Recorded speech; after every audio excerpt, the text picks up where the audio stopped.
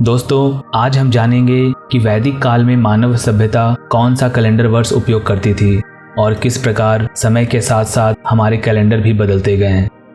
इसके साथ वर्तमान समय में हम जिस कैलेंडर वर्ष का उपयोग करते हैं उसके पीछे के रहस्य को भी समझने की कोशिश करेंगे। तो आइए वीडियो की शुरुआत करते हैं, लेकिन इसे देखने के बाद इसे लाइक और शेयर करना नहीं भूलिएगा। नमस्कार, वैदिक मोशन में आपका स्वागत है। इस चैनल पर हम एनिमेशन के माध्यम से वेद, वेदांगों और ज्योतिष की जानकारी प्राप्त करेंगे। तो चलिए आज के इस विषय की शुरुआत करते हैं।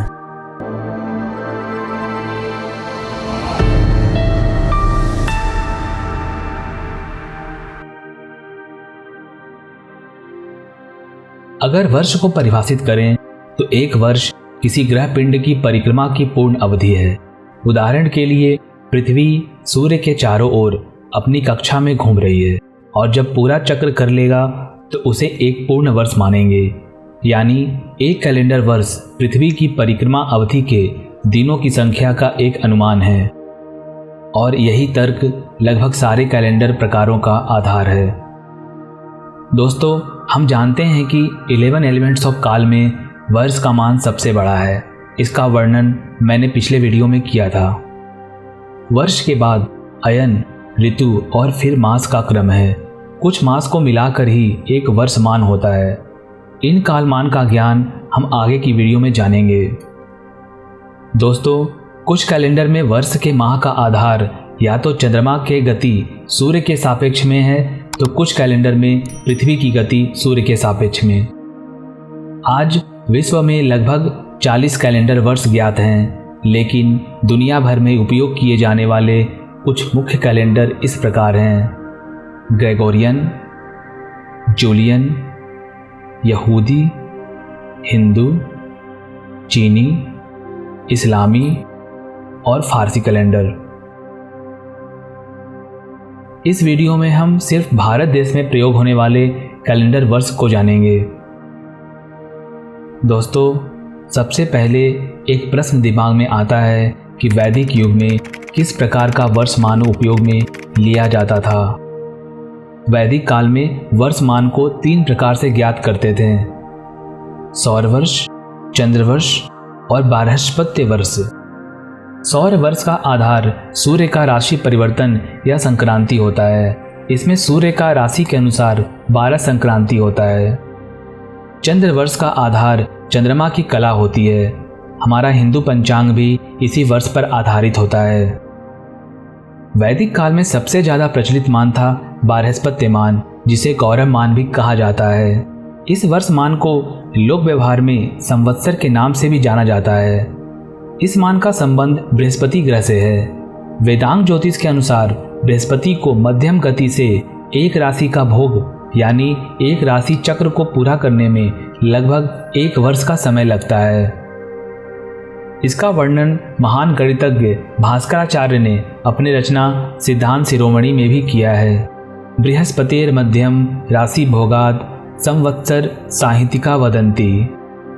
यानी बृहस्पति मध्यम गति से चलते हुए किसी राशि के पूर्ण अंशों का भोग कर लेते हैं तो उस भोग काल की अवधि को संहिता शास्त्र ने संवत्सर नाम की संज्ञा दी है।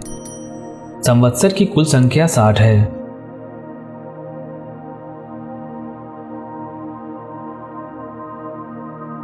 वैदिक काल में वर्ष का नाम इनके अनुसार ही रखते थे और आजकल भी हिंदू पंचांग में इसका उल्लेख मिल जाता है।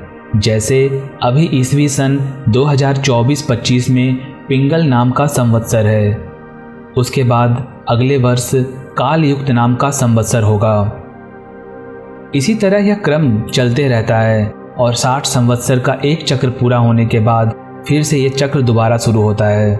इन 60 नामों को 20-20-20 के भाग में भी बांटा गया है, जिसमें प्रभव से अव्यव ब्रह्मा जी को, सर्वजीत से पराभव तक विष्णु जी को और कीलक से क्षय तक शिव जी को समर्पित किया गया है।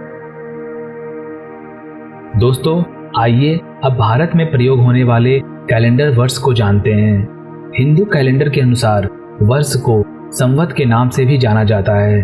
भारत देश में हम 3 प्रकार के वर्षमान का उपयोग लोक व्यवहार में करते हैं। पहला है विक्रम संवत, दूसरा है शक संवत और तीसरा है ईसवी संवत। सबसे पहले हम ईसवी संवत के बारे में जानते हैं, जिसका उपयोग हम आए दिन अपने दैनिक क्रियाकलापों में करते हैं। ईसवी संवत ग्रेगोरी कैलेंडर और जूलियन कैलेंडर का वर्षमान है, जिसकी शुरुआत पोप ग्रेगोरी 13 ने अक्टूबर 1582 को की थी। इसका गणना सूर्य की मासिक गति के अनुसार रखा गया था और प्रत्येक वर्ष 1 जनवरी को ईसवी वर्ष की शुरुआत होती है। ईसवी संवत ईसा मसीह के जन्म को आधार मानकर किया गया था। इनके जन्म के पूर्व के घटना को ईसा पूर्व से अंकित किया जाता है और जन्म के बाद के घटना को ईसवी से। अभी वर्तमान में ईसा मसीह के जन्म के 2024 वर्ष हो गए हैं। इस वर्षमान का उपयोग लगभग पूरे विश्व में होता है। दोस्तों, अब हम विक्रम संवत के बारे में जानेंगे। विक्रम संवत का उपयोग हिंदू धर्म के मानक कैलेंडर के रूप में किया जाता है। इस संवत वर्ष की शुरुआत सम्राट विक्रमादित्य ने किया था और इसका आधार चंद्रमा के नक्षत्र परिवर्तन को रखा गया था। इसे सैद्धांतिक रूप से लागू करने में इनके राज दरबार के नवरत्न में से एक प्रसिद्ध ज्योतिषी आचार्य वराह मिहिर का विशेष योगदान था। इसमें वर्ष की शुरुआत को चैत्र मास शुक्ल पक्ष प्रतिपदा से की गई थी, क्योंकि वेदों में कहा गया है कि इसी दिन ब्रह्मा जी ने सृष्टि का निर्माण किया था। समय काल के अनुसार अगर देखें तो इस संवत वर्ष की शुरुआत 57 ईसा वर्ष पूर्व हुई थी। अगर विक्रम संवत की गणना करनी है तो वर्तमान ईसवी वर्ष में 57 जोड़ दें तो हमें विक्रम संवत ज्ञात हो जाएगा।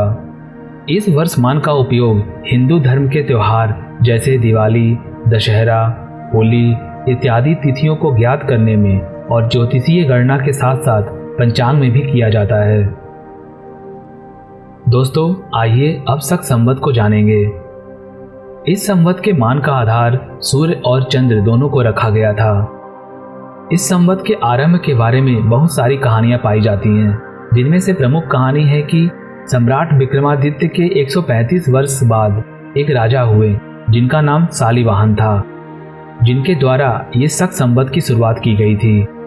और दूसरी प्रसिद्ध कहानी राजा कनिष्क की है, जिन्होंने 78 ईस्वी में शकों को युद्ध में हराया, तो इसी स्मृति में शक संवत का प्रारंभ किया गया। शक एक प्रकार के पश्चिम एशिया के आर्य निवासी थे। शक संवत की गणना करनी है तो वर्तमान ईसवी वर्ष में 78 घटा दें तो हमें शक संवत प्राप्त हो जाएगा, और शक संवत में 135 जोड़ दें तो विक्रम संवत प्राप्त हो जाएगा। दोस्तों, आज़ादी के बाद गवर्नमेंट ऑफ इंडिया ने भी इसी शक संवत को भारत का राष्ट्रीय कैलेंडर यानी इंडियन नेशनल कैलेंडर घोषित किया और 22 मार्च 1957 को इसे मान्यता दी। आशा करते हैं कि आपको यह संवत वर्षमान का कॉन्सेप्ट समझ में आ गया होगा। वीडियो को देखने के लिए धन्यवाद। अगर आज आपने कुछ ज्ञान अर्जित किया हो तो इसे लाइक करें, शेयर करें और वैदिक मोशन को सब्सक्राइब करें और अपना फीडबैक कमेंट बॉक्स में जरूर दें। आभारम, नमस्कारम।